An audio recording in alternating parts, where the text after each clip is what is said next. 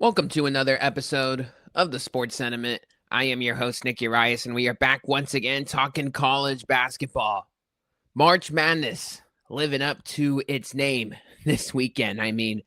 Incredible games, incredible results, fantastic finishes in the Sweet 16 and the Elite 8 rounds, and we're down to 4 teams as the Final Four will head to Indianapolis starting on Saturday. Michigan versus Arizona, Illinois versus UConn. We'll dive into those games here in a little bit, but this episode is going to be centralized around just kind of my general thoughts, takeaways, reaction from just a fantastic 2 rounds of basketball on the college hardwood this weekend because it started on Thursday with Texas versus Purdue. First and foremost, always thankful, just to be talking ball here on this platform. Appreciate, like, comment, subscribe, all that good stuff helps us out a ton as we build the brand here on the Sports Sentiment. But had the pleasure of being out there in San Jose for the West Regional. I say out here in San Jose, but I literally live out here.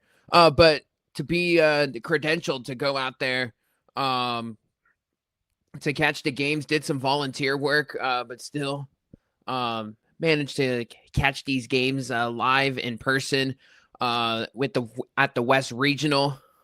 So we saw Texas versus Purdue on Thursday. We had Arizona and Arkansas that very night. And then 2 days later, we had the West Regional Final with Purdue and Arizona. But before we get into the West Regional Final, let's talk about the Sweet 16 with Texas and Purdue. Great game.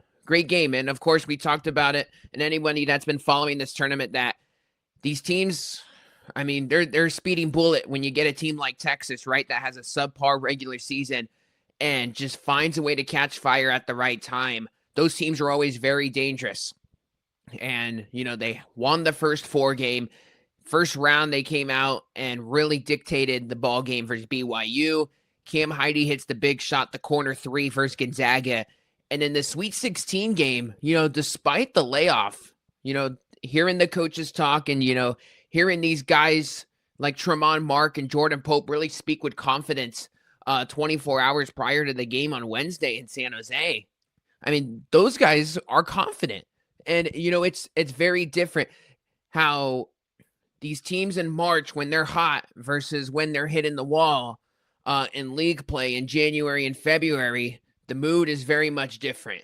And you could just see, like, this Texas team was just hit a complete 180 from what they were a couple months ago. And that's contagious. So I knew Texas, especially once when they revealed all their injuries. Well, I wouldn't say that, but the fact that you were getting a confident group and a team that was just coming in here with nothing to lose, they are a dangerous team for Purdue. I firmly thought that. And look, it came down to the final shot in this game. Texas came out firing, hitting shots early. Texas made 11 threes in that game versus Purdue. Purdue only had 4. Purdue had a hard time hitting shots, but, overall, just Purdue's got so many weapons with that starting 5. They could kind of beat you in several different ways. And Braden Smith is just so good, not only for creating amongst himself, but for others as well. And that's what makes him so dangerous, right? He's the all-time Division I assist leader, right? So, you want to talk about a mastermind of a playmaker.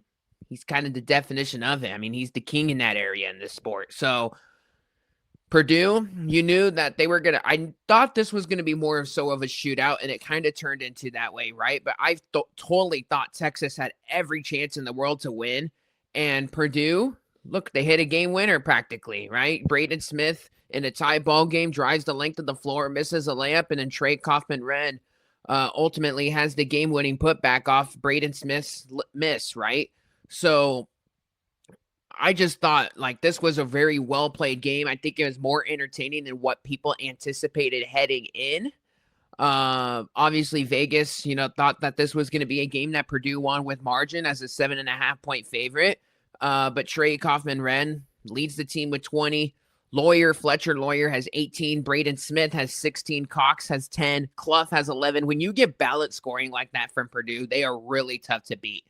And it took it took 7 more made threes for Texas to really, stay in it. But I got to give a lot of credit to Texas on the other side. And Jordan Pope, I mean, he revealed after the fact that he played on a broken foot. Like, my goodness, like that is kind of crazy. And he had a lot of friends and family in the building.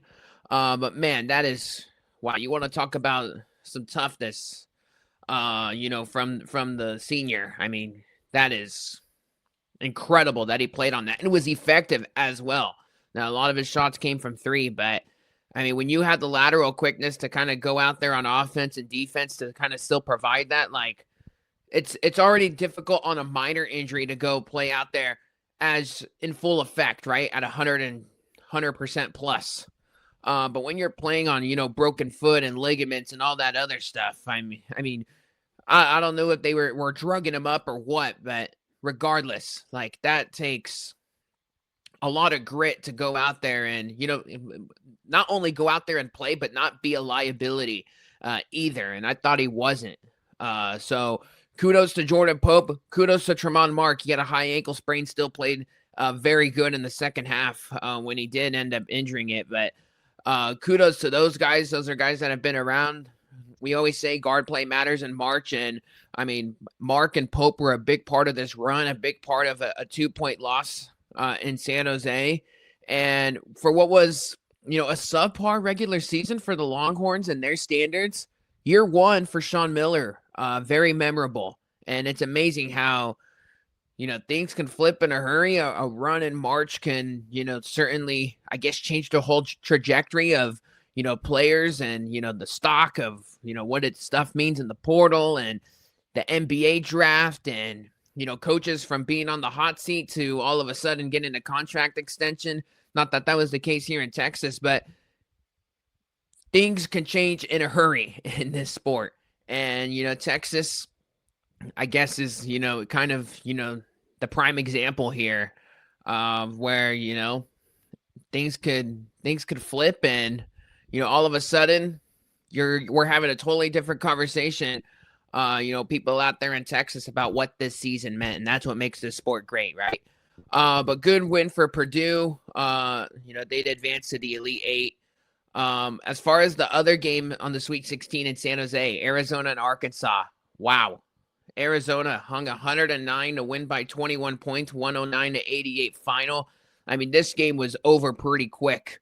Arizona had an 11-point lead. They shot the ball just at a ridiculous rate. You knew, and I think I said on the podcast last week that Darius Acuff's going to have to drop 30 in this game just to keep it close, because I knew that Arizona and anyone that's watched Arizona, they were going to have whatever they wanted and any form in this game, because Arkansas's defense has been subpar, especially when watching them in this tournament, seeing a guy like Rob Martin and all of these other dudes just kind of get whatever bucket that they wanted at any time in the half court. And a team that's so disciplined like Arizona and obviously has way more size than that High Point team did when Arkansas barely squeaked out a win against them in round two. You knew that Arkansas was going to have to give you a little bit more defensively while just kind of have some ridiculous, like, out-of-body performances, not only from Darius Acuff, but plenty of others, just to keep this one close. So when you see Arizona build the 11-point lead in the way that they did it too, I mean, Arizona didn't even have to shoot threes in this game, and they still went 5 for 8 from three. Just buckets were way too easy. They shot 39 free throws as well. Went 30 for 39, but it really didn't matter. This game did get a little feisty in the second half, right? I think we had Billy Richmond get ejected, a couple, skirmishes on the side. Sometimes that happens when, the blood is boiling and frustrations, in full effect, and, you're down by margin and your season's on the line and you got a couple seniors in there. And let's just be honest, like Arkansas, like nothing was going good for them. Sure, they still hung 88, but they kind of knew, like, we're in tough here and the matchup is brutal for us. And, that just ultimately results into some extracurricular activities for some guys, which, officials, I guess, did a good job of, channeling all that stuff out, and we're probably at the monitor a little bit more than what I wanted to. That second half kind of took a long while, but to me, the takeaway was just being in that building at the SAP Center, Arizona's fan base, and they've traveled everywhere, but man, did they travel in San Jose. That was an Arizona home game this weekend. So you just when you throw that with how good of a team Arizona is on top of the crowd, I kind of knew early on that no one was going to be able to beat them in San Jose. And, I'll get into Arizona Purdue here in a few moments, but just Arizona, like they just got so many bodies. And what really impresses me about them is just how many guys that not only do they have at their disposal, but how many freshmen that they start and just how well put together and how mature they are for freshmen. I mean, these are high IQ players, and you always worry about that for freshmen, right?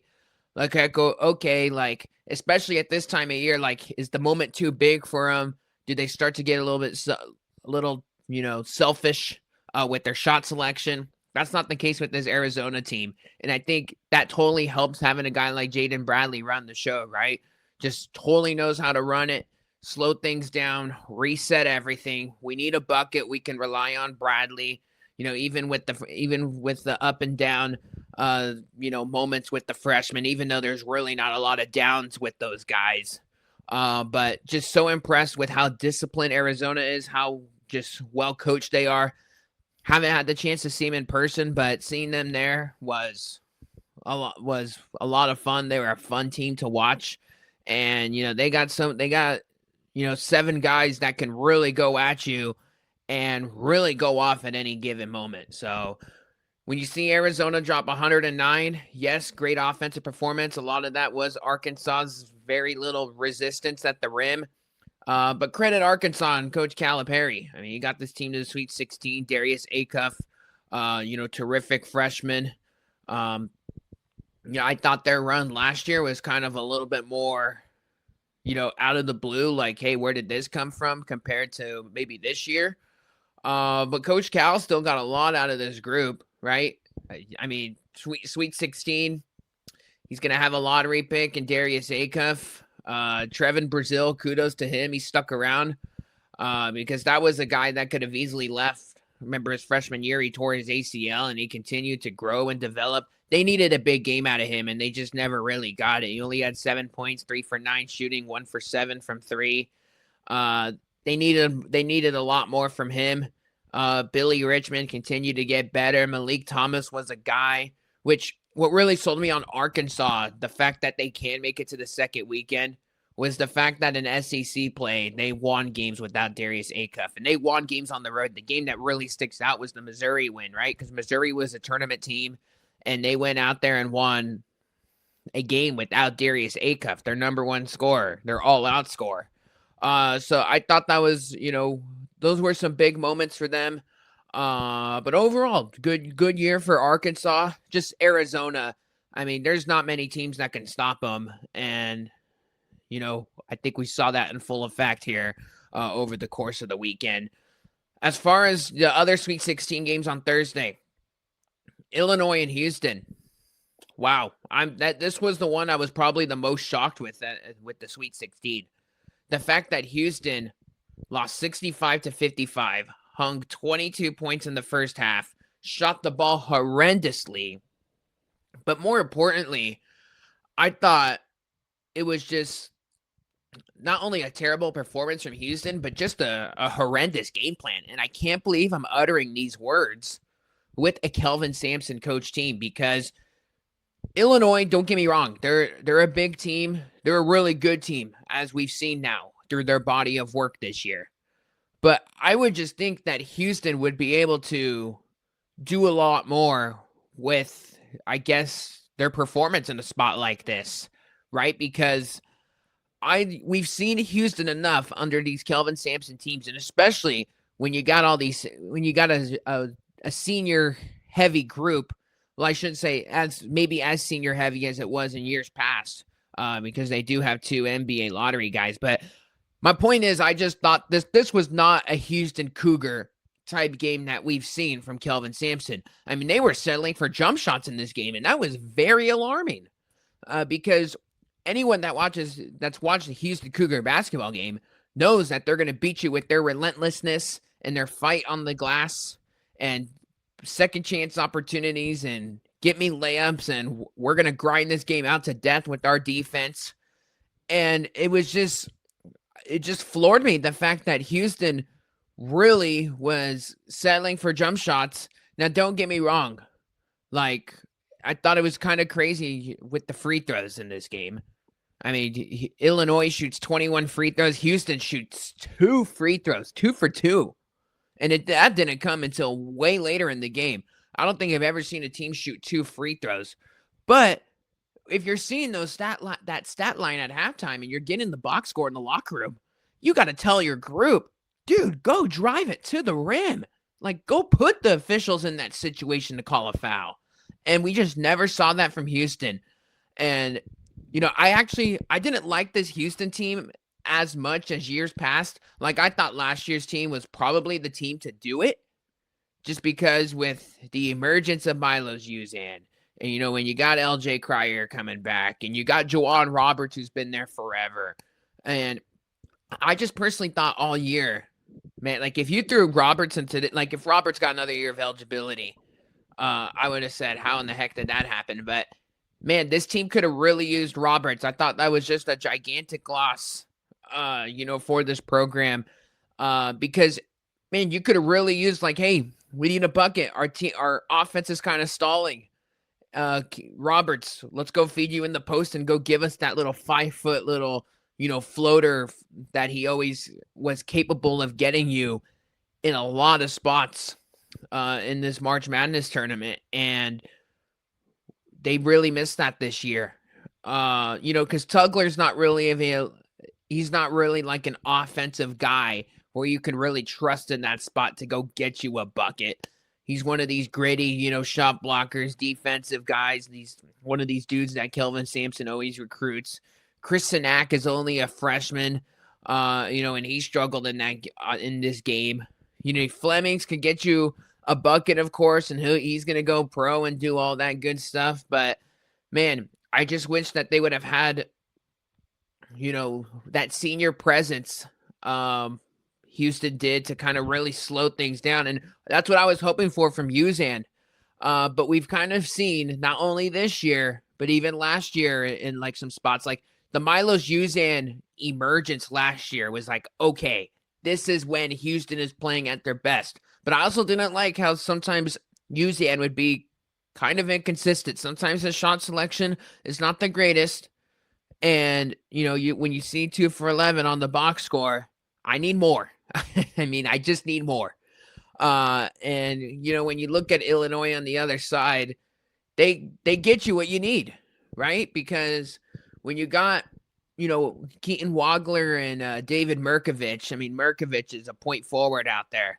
Like, he does so many good things well, even though, like, his body's, like, a little, wonky. But, man, he's kind of tough to stop. He's almost like a, him and, like, Ivan Karchenkov for Arizona and Merkovich for Illinois. I mean, those guys, like, those guys are luxuries to have on their team because there's already so much talent, but those guys just impact the game in so many different ways. They've gotten, the Stojakovic, Illinois coming off the bench, like him dropping 13 in this game was obviously huge. They don't win the game in like that, but don't let this final score fool you. Houston was down 10, but they lost this game by 10, but they were really down 20 for most of the game, it seemed like. And they were just kind of clawing their way back with the foul trouble, the foul game and things like that. Illinois took them to the woodshed, but I thought Houston this was an alarming performance for me. And this was one of those games where I really thought Illinois outcoached Houston. And, credit to the Illini. This is clearly Brad Underwood's best team. And I'm just still floored by the result, talking by the fact that Houston, really lost this game. But I just didn't really like the way that they were going about their business in this ball game. And, seeing that, watching this game unfold, just really caught me by surprise. But credit the Illini, and for Houston, they'll be back. They're going to always, be the tone setters in the Big 12, one of the tone setters up top. They got so many talent. They're going to recruit at a high level. And, they're going to get guys that buy into that program as always. And, Kelvin Sampson's a damn good coach, right? And it's just a matter of, what your team looks like next year. Can you find some hungry guards, that buy into the program? Because Flemings is going to go pro, and I don't think Uzan has any more eligibility remaining. So, and Sharp is graduated, right? Like he's exhausted all of his years. So this team's going to look pretty different next year. So I'm very intrigued to see the path that they go with the portal and all that other stuff. Do they go young again? Because I want some seniors on this team, and I know that they're going to get seniors, but I'm just interested to see the approach, because the approach will always change with different coaches, right? And you kind of need a foundational piece that's been around the program, especially at a place like Houston, right, where they practice hard and they do, all their crazy stuff. You just kind of need that beyond the coach. You need a player that really resonates, like, hey, this is the culture here. And so I'm intrigued to see what all that looks like in a year from now, or less than that. But just to see who ultimately emerges and, just the makeup of the team, because it's going to look drastically different for the upcoming season. Iowa and Nebraska. Wow, we said this is a conference game, Big Ten game. It's going to be a coin flip anyway you slice it, and that's practically what it was. This was a close game all throughout. It was really a 5-minute stretch for Iowa, the Hawkeyes, that really led to their 77-71 win as a 9 seed. What more can you say about Iowa? I mean, Ben McCollum, I thought he, in this tournament,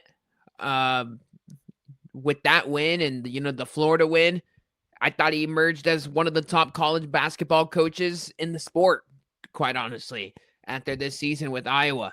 Because when you make it into an Elite Eight with a bunch of Division II recruits, I mean, what more is there to say? And it's been just nothing but winning with this guy. Whether it was the Northwest Missouri State at Division II level, winning D2 titles, going over to Drake at the Missouri Valley, and, really playing with your style and, with your guys, and really just taking over that league with that. Has some really good players, like the Missouri Valley, like Belmont recruits at a high level. They get all of these, highly, I would say, really good players and you look at where they transfer and they turn into stars. You're like, wow, that guy was a freshman at Belmont. There's so many good programs, so many good coaches in the Missouri Valley. I don't think that gets talked about enough. And Drake with Ben McCollum went in there and just boat raced everybody last year and won an NCAA tournament game.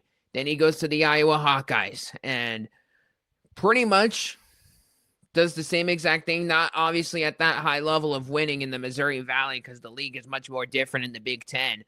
But I had an impressive regular season in the Big Ten, winning some games, and even their losses were impressive. Like when they lost at Pinnacle Arena versus Nebraska, they lost that game in overtime. Like they lost, some really close games on the road where you're like, yes, you didn't win, but that was an impressive loss.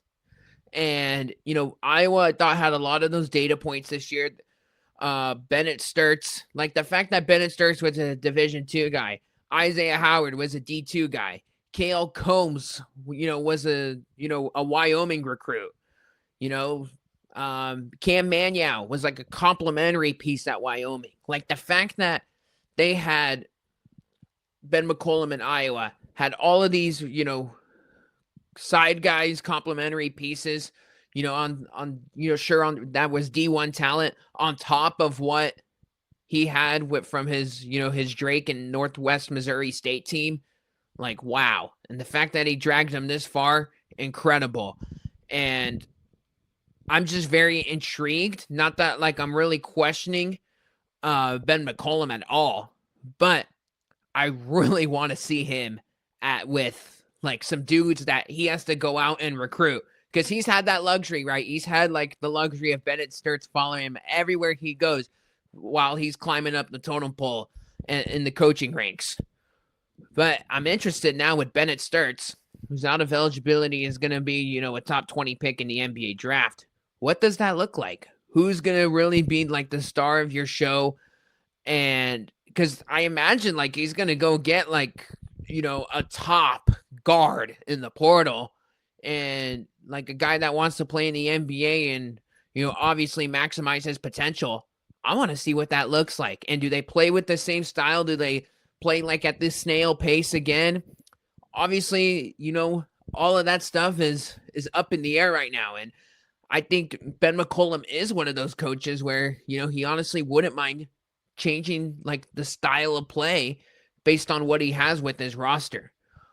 So, hey, I think he's one of the stars of the game. I mean, you saw it with the win versus Nebraska. Because that game was a shootout early, and then it just turned into a rock fight late in the second half.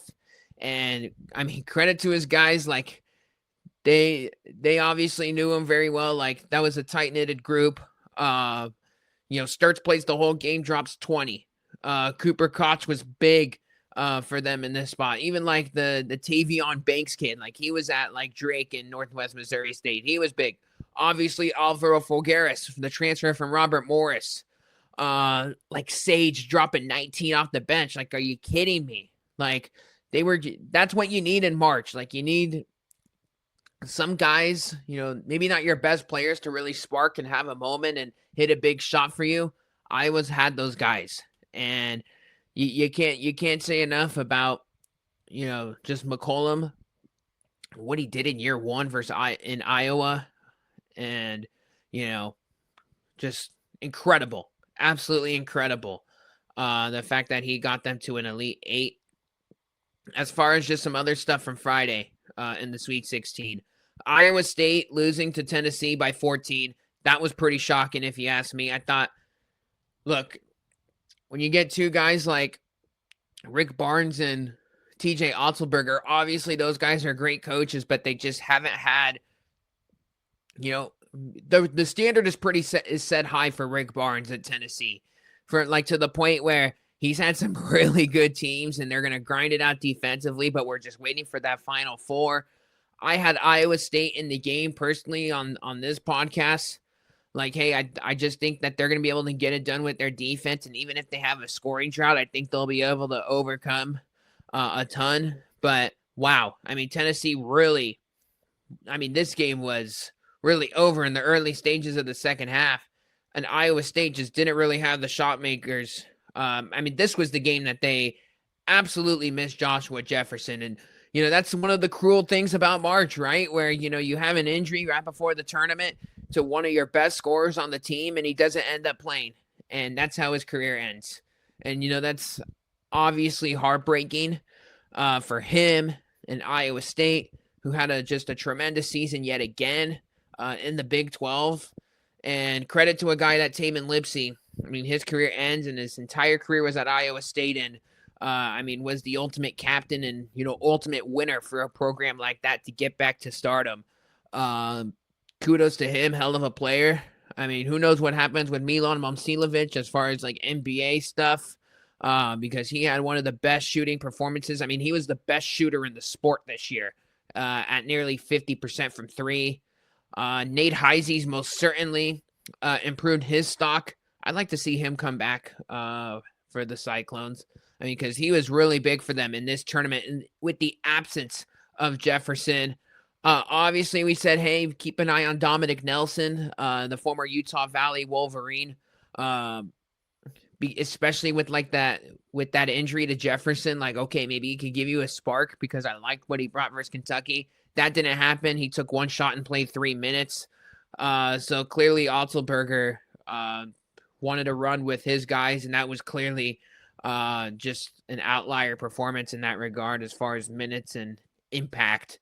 But man, Tennessee couldn't be more impressed with them for what they brought in this game. With the combination of, I thought Iowa State just laying an egg and Tennessee, really playing dominant ball. I mean, that resulted in a 14-point win. Ament looked sharp. I mean, my goodness, 18 points, 60% all-around shooting. Gillespie hit some big shots for this team, even though he didn't shoot it that well. But, Estrella and Akpara have been really good for this team. And, Jalen Carey, coming off the bench, provided them some really clutch rebounds in the second half. When Iowa State, you could kind of see them lingering on a run or, extra offensive rebounds to ultimately, drill more time on that clock. Like, that is so valuable. And, Tennessee, I mean, to go out there and have that type of performance and really dominate. How about Tennessee winning the rebounding battle 42-18? You're not going to win a game like that if you're Iowa State. And 16 offensive rebounds to go along with it. Carey was involved in a lot of those. But disappointing for Iowa State. And, but some of that stuff's out of control with some of the injuries. UConn and Michigan State was a fantastic game because Michigan State was down and out early and you knew that they were going to make their run. Ended up being a really good game, 67-63. Terrace Reed, we've talked about just Terrace Reed and what he brings, but man, that footwork in the post is just really, really good. Like the way that he could go finish a bucket in the painted area is something, right? So was very impressed with him in a 20-point performance. 5 rebounds, 4 assists. Obviously, the performance versus Furman in round 1 was something. But I just feel like for UConn, obviously Alex Karaban's been there forever. He's one of the program's all-time, leaders. I mean, dude jerseys in the rafters before he's even done playing. And I just feel like every single shot that Karaban hits, in particular from 3, it just feels like such a momentum swinging type shot. And you saw it in this game, and most certainly in the next game that we'll talk about. But just some really good stuff there from Karaban and Reed, and they got solo ball to finally show up in the win versus Michigan State. And if you're Michigan State, if you're Sparty, yes, the comeback was nice. But Jeremy Fears did not have a good game. And I want to see Michigan State, don't get me wrong, Izzo is a legend, and they're going to rebound the ball like crazy, and they're going to defend at such a high level. But Jeremy Fears, he's a terrific point guard, but I was waiting for, and I clearly didn't have it on this roster, but I just wanted more of a score, out of this team this year. And I was kind of I was thinking, okay, can Fears really do it? I need a guy hey, can you go get me a bucket? And they were relying on Fears to do a lot of that. And he just really wasn't able to, really respond in that area. Now, don't get me wrong. He's one of the best, assist man in the country. And, that obviously that stuff is so valuable. But we talked about it. And I sound like a broken record at this point. But guard play matters in March. And when I need a shot, can a guard go get me one? I really didn't have any confidence, that Fears can really get me that. So I'm interested to see where Michigan State goes. Are they going to bring in one of these? I don't know what their recruiting class or anything looks like with the incoming freshmen. But does Jordan Scott kind of turn into that? He was only a freshman and he played tons of minutes this year. Just interested to see what this looks like in a year from now. But you already know Michigan State, there's not very many weaknesses with them. They're going to always be in the second weekend of the tournament under Izzo. He'll always find a way to figure it out. But man, UConn was just better. And, obviously they were up 20 in this game, and, Michigan State was going to hit them with everything that they had. Just ultimately not enough late, but I thought that was, some pretty big moments there. because Michigan State had the opportunity, and it just never happened for them. In the final couple minutes for them there. Michigan and Alabama, real quick. I mean, Michigan wins the game by 13. I've always talked about this, where the live by the three, die by the three play style and mentality will only take you so far. And I just couldn't believe that Alabama came out firing and hitting every single one of their threes in the first half. Like, they hit 14 threes in this game, and it seemed like 10 of them came in the first half. And the fact that they only led by 2, despite hitting all of those shots, 49-47 at the break, you just knew Michigan and Dusty May were going to make their adjustments, and they did, defending the 3 at a high level. But, man, Alabama makes some of those janky threes, man. Like, it's ridiculous, some of them that they make. And Michigan just had, with their size and physicality, you knew that they were going to properly adjust. And when you hit 10 threes like the way Alabama did, and with some of them going in the way that they did, the fact that they were only up 2 at halftime, I was like, okay, Michigan's going to find a way to get it done. But LeBaron Philon, wow, 35 points. I mean, that guy will be first-round pick in the NBA this year. Obviously, Aiden Holloway, like, it's just one less guard that can really go get you, a bucket. Certainly impacted Alabama in a game like this, but I still thought, like, hey, even if Holloway's out there, there's no way that they were going to beat Michigan in this spot, just with how many good things that they do. But fun team, right? Those teams are always fun, right? When they're hitting their threes. I thought personally, like, the first 10 minutes of this game was like just an NBA game. I was like, oh, brother, like the way Alabama's hitting their triples and Michigan's just kind of like reciprocating as well. Like, it was an up and down type game. Early shots early in the shot clock. I was like, whoa, what is this? Am I watching the same sport? But that's the way Alabama plays, folks. And, Michigan just, it doesn't really matter with their size, their physicality. They got like 8 guys that can go out there and really go off at any given moment. And I just thought this was going to be a poor matchup for Alabama. And, like, they were going to have to hit at least 23s in this game, and it didn't really get there despite their first half shooting. So credit Michigan for just, having a performance like that, and, in the first half to go out there and drop 47 and still trail, but really not have any sort of panic in the process. Kudos to them there. St. John's and Duke, really quickly on this game. Credit to Rick Pitino, losing 80-75. Sure, it's not a win. Obviously, Pitino's one of the legends in the game, and the fact that he was able to take in year 2, take this team a step further than from what he had last year. Give him his credit. I mean, this is only, they're just, I feel like St. John's, like, they're only on the upward trajectory. Like, this team, now look, they're going to have to replace some guys, right? But, like, Zuby Ejiofor having the year that he did. Dylan Darling, like, this was a guy that was coming off the bench, not playing any minutes for him. He comes up and has a big March moment, hitting the game winner versus Kansas, and really had some big shots for them over the course of the season. Like Oziah Sellers, Bryce Hopkins, Dylan Mitchell, who's going to get in your face all the time. Like, Pitino put this team together, and I thought he did really a good job because, for a 5 seed, and we know St. John's got underseeded in this tournament, but that, I feel like the year 1 team, like, it was just so eye-popping for what he had, and really disappointed. And then he takes this team and gets them to a Sweet 16, and then he had to go play Duke, right, which was going to be a tough game for them, and just couldn't get over the hump. I mean, they had the chance for the win, but credit St. John's. They hit some shots in this game, which is really not typical of them from 3. I mean, 13 threes in this game.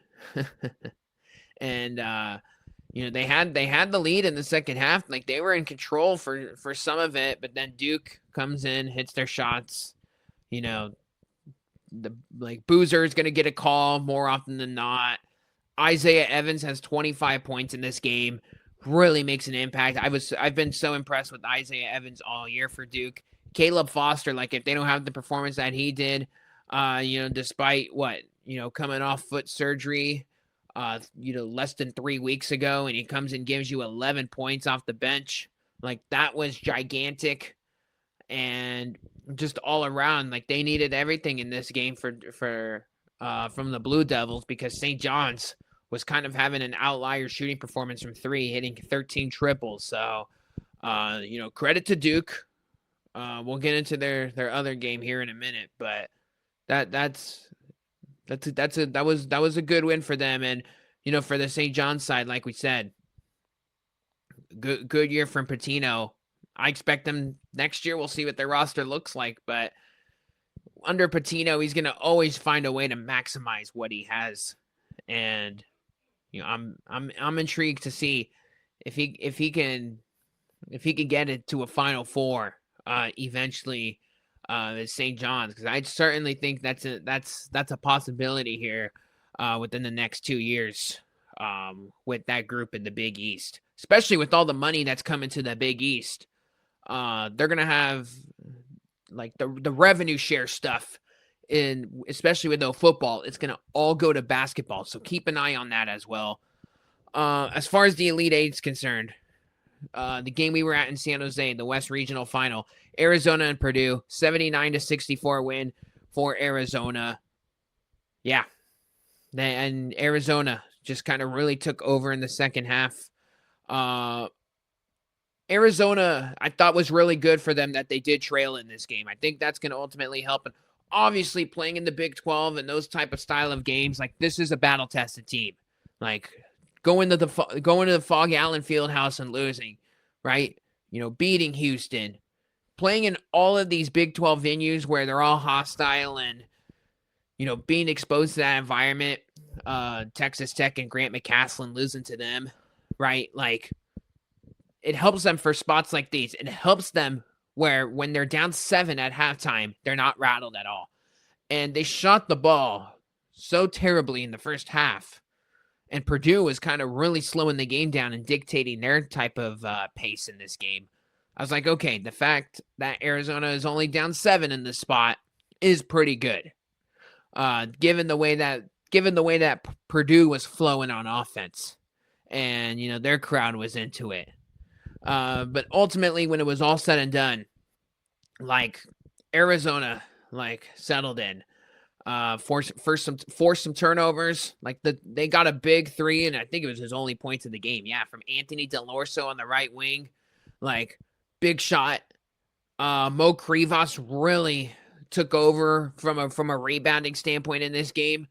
He had 12 rebounds, and a decent amount of them, like, big ones. In the second half, Karchenkov, man, when he comes off that curl, when he's running off the ball, and then he catches the ball in motion, like, from the top of the key and gets right to the nail, there's very few people that can stop him.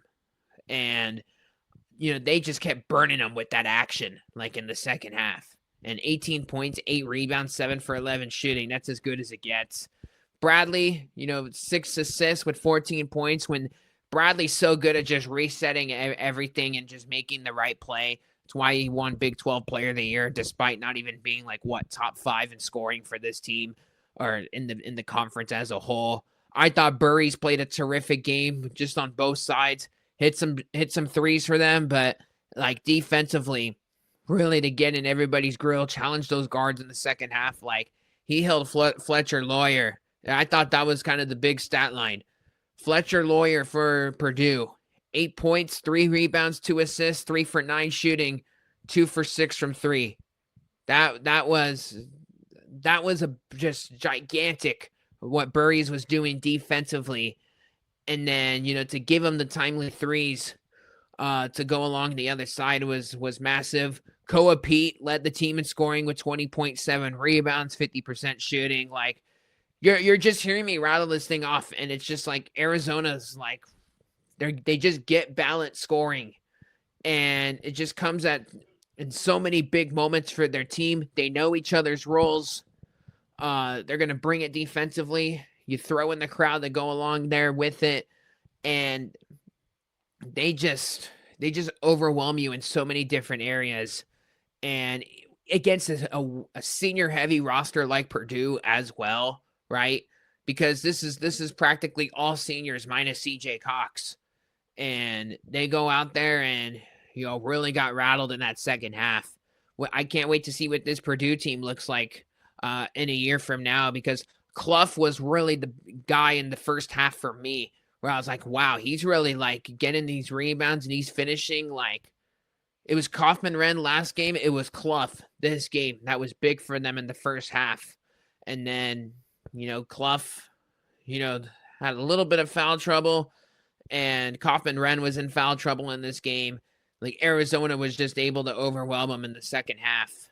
And, really, it was early in the second half, but with about 7 to 8 minutes to go at that stretch, you kind of knew that Arizona was going to not only win the game, but win the game with margin. And to have that quick of a turnaround in a spot that you were in a game that you were getting dominated through the first 20 minutes, very, very impressive from the Wildcats as they go to the Final Four. Illinois versus Iowa. Didn't really get to catch as much of this game as I wanted to. But wow, what really stood out to me was Keaton Wagler just kept hitting big shot after big shot. Like, one of the shots that he hit like a nasty step back from three, but it was kind of like not like your typical step back. Like, it was just a tremendous usage of the feet to hit one of those shots. I was like, wow, that's why he's got NBA potential as a freshman.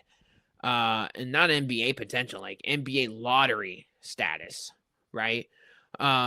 Big for them. Merkovich, like we said, just does everything right. 12 boards. Stojakovic has just been so big for them, and they're going to need that in the Final Four, right? Like, the fact that he got 17 points on 7 for 9 shooting, just fantastic stuff for a guy that has really been up and down in an Illinois uniform this year. So, and it's on his third school as well. So, they've most certainly needed Stojakovic in every single one of these games, especially when Iowa punched him in the mouth early with 9, 11, 12 straight points, something along those lines. And Illinois recovered and had rallied behind a big second half. We already had the conversation. We already talked about Iowa in full effect here. But Illinois, Jesus. Illinois. And I think this is one of the themes of the weekend. These teams, with their size and physicality that they have in the front court, the way that they could dominate on the glass, just have easy putbacks at the rim, you're starting to see that is starting to take over. It's really starting to separate themselves in these games as we get down the stretch of this tournament. Because you look at the Final Four, Illinois has got, the Avicic boys, and they got their size, right? Like, big, lengthy guards, too. Like, Merkovich is 6'7". Wagler is 6'7", right? Arizona obviously has Krivas and Pete in the front court. And they got Burries, who's 6'6", and Bradley, who's been around. Then you go to the other side, and Michigan. Michigan's got the three-headed monster in the front court, but they got, a smaller guy in Cadeau, but they got a lengthier guy in Gale. And then you get to... on the UConn side, they're, one of the few outliers, I feel like. But they are, I feel like Terrace Reed is just a monster himself, right? So, to me, that's really been, I feel like, just a big component to success in this tournament. Has just been, if you got lengthy guards that can create their own shot, along with some, front court pieces that go out there and, can really control things and really impose their will with their size, you're gonna more often than not have yourself a good run in this tournament. And, I feel like we're going on a few-year stretch of this now. And you saw that in a game with Michigan and Tennessee on Sunday in the Elite Eight. I mean, Yaxel Endenborg, 27 points in a 33-point win for Michigan. Just insanity what Michigan has been doing. And that's why, the Michigan versus Arizona game is the ultimate coin flip. And there's really going to be, I couldn't tell you who's going to win that game. Because Michigan, like Arizona, is extremely well balanced. I mean, Michigan has hit 90 points in every game in the NCAA tournament so far. Last time that happened was 1995 when UConn did it. This was, for Michigan, a 33-point win, the largest blowout win in a regional final since Michigan beat Virginia in 1989. And then there was a stretch in this game right around the 14-minute mark in the second half where Yaxel Lendeborg from Michigan, scored or assisted on 33 points when Tennessee had 34 total points. That's how impactful things were from Yaxel Lendeborg in this game, and just how poor Tennessee was on the other side. But I got to give credit to the Vols. This is the third straight Elite Eight that they've been in now. Sure, yes, it's a different group. They've been focused on, centralized around Jacoby Gillespie and Nate Ament. Ament really struggled in this game, 2 for 12 shooting. But Tennessee, out of all the years that I thought, hey, this is probably the year I wouldn't have expected them to make an Elite Eight. So wow, that was pretty impressive from them, because and they beat some good teams in the process. They had to go through that Miami, Ohio team that had the magical year. They had to go beat Virginia in round 2, which I actually had Virginia all the way to the Elite Eight. I was that high on the Cavaliers this year in this tournament. And then they go on to beat Iowa State. Yes, shorthanded, but still, Iowa State shorthanded is still a really tall task. And they controlled and dominated that game, like we said. And then ultimately the wheels fell off in this game versus Michigan. I think that just goes to show how much, how good Michigan is, because Tennessee, this was going to be a really tough game for them. And when they weren't hitting their jump shots and Michigan was getting whatever they wanted, very tough for them to be in. And then obviously we're going to end things off here with probably best game of the tournament. UConn and Duke. Unbelievable result with UConn. Winning 73-72 over the Duke Blue Devils. Duke was up, they were up 15 at halftime, and they were up 20 or 19 at a stretch in this game. And Duke was just pounding them, to the point where, I wouldn't be shocked if you've heard people just turning off their TVs. But this was the only game on, and it was in the late night hours. So you kind of were just going to leave it on, right? And Cam Boozer, obviously, I thought Caden Boozer, outside of how the game unfolded, right? The Boozer twins were good in this game. And Sarr gave them 10. Right? This was a game for Duke in the first half where I felt like those three guys were they were going crazy, right? And when you had the UConn just putrid shooting numbers from the outside, 1 for 18 in the first half, I was like, okay, at some point UConn's going to make a shot. But man, this was just UConn was pitching away, right? Because they were down 19, they were down 15 at the half. All of a sudden, they cut it to 10, then to 8, then to 5. And it's holy mackerel, what's going on here? And like we said earlier, Caravan goes 2 for 10 shooting. But when you saw that 1-3 go for him, when they ran that action off the ATO, you're like, oh yeah, UConn's got more than a shot, more than a puncher's chance to steal this down the stretch. And it just seemed like Terrace Reed, again, just amazing. Like 26 points, 4 blocks, 9 rebounds, 10 for 16. Really, the guy just keeping him in it. And, that's obviously not going to change because what he does, like we said, with his footwork in the paint, when you feed the post, more often than not, it's going to result into some really good things. But Solo ball shot it terribly. Demery would probably like a few more shots to go in. But the way that this game ended and unfolded, because Demery missed free throws when it was, let's see, what was it? When they were down 4, it was. Yeah, they were down 4, or excuse me. They were down 3 with 10 seconds left. Boozer fouls Silas Demery, misses the first free throw, hits the second one to cut it to 72-70. All Duke has to do is just inbound and hold the ball, right? And then the whole scramble drill happens. They're trying to advance it to the front court. The deflection happens, the steal, right? Braden Mullins to Caravan, back to Mullins, hits the damn 37-footer. And obviously, it's pandemonium. And, everybody's jaws dropped, and it's just, wow, did that really just happen?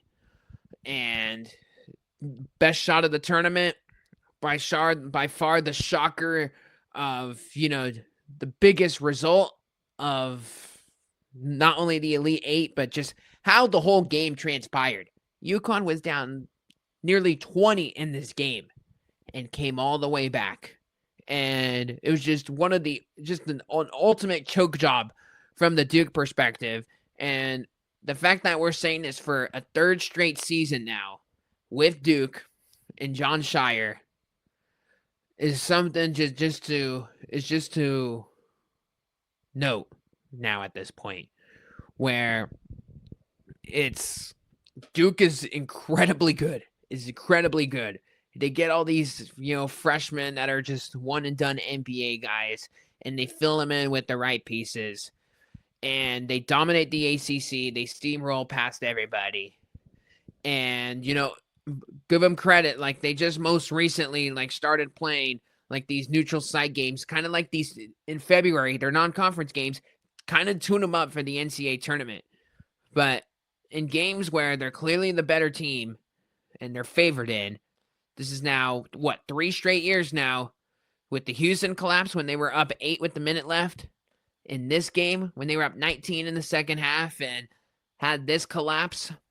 And then even when they were up NC State in a conference game, but it was an Elite Eight game. And they dropped that game, and they were up 8 in that spot as well against a red-hot NC State team that barely snuck into the tournament, thanks to them winning the ACC tournament 3 years ago. You just question some things on the Duke side with Shire. And he's still a really good coach. Like, I was talking with somebody, just a media member at the West Regional, hey, people could say whatever they want about Shire, but, he's still got to go out there and, win some games for them. And they trailed in games this year. And but in that St. John's game, they were down 10, I believe it was, or pretty close to it, and they still found a way to come back to win. You could say what you want about Shire, but, he does have some good wins on his resume. But like we said, he's got some really bad ones that he's going to be remembered for. And that is just a backbreaker if you're Duke. That is an unreal result if you're UConn. And that shot by Braylon Mullins and just that entire sequence is going to be on every highlight reel and every compilation video on the internet. And it's going to go down as one of the all-time, shots and, really moments that in this tournament's history.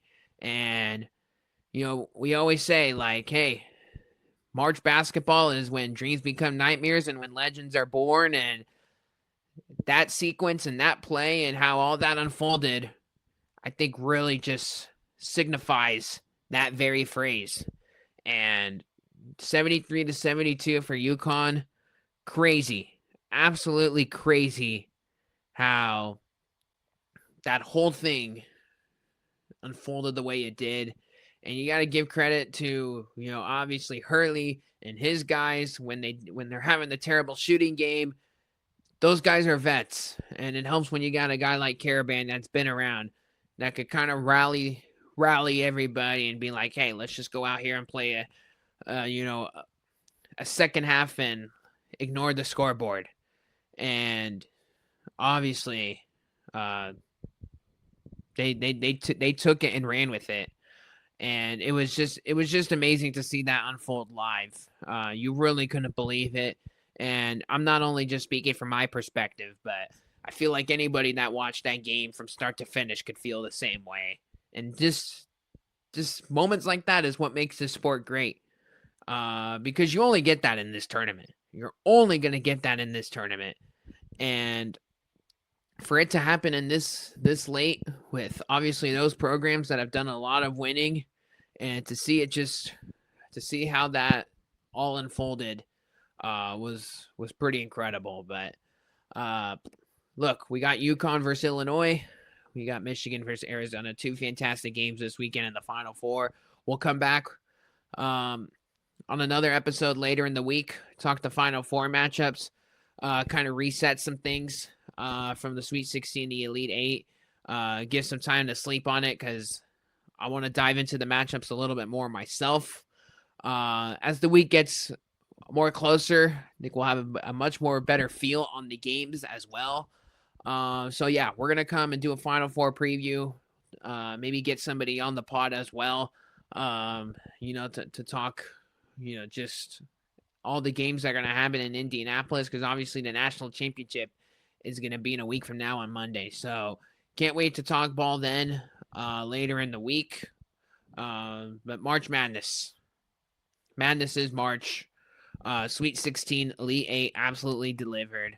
And now we got 4 teams left. And quite honestly, there's a lot of strengths to these teams with not a whole lot of weaknesses. And that's why you can't wait for everything to unfold, because I think we're going to expect some tight margins, some really good coaching chess matches, and just to see how all that is impacted on the fly and to see it unfold is going to be very fun to watch. So can't wait to document it. Can't wait to talk about it. But that will do it for us. Once again, I'm your host, Nick Urias, and be sure to subscribe wherever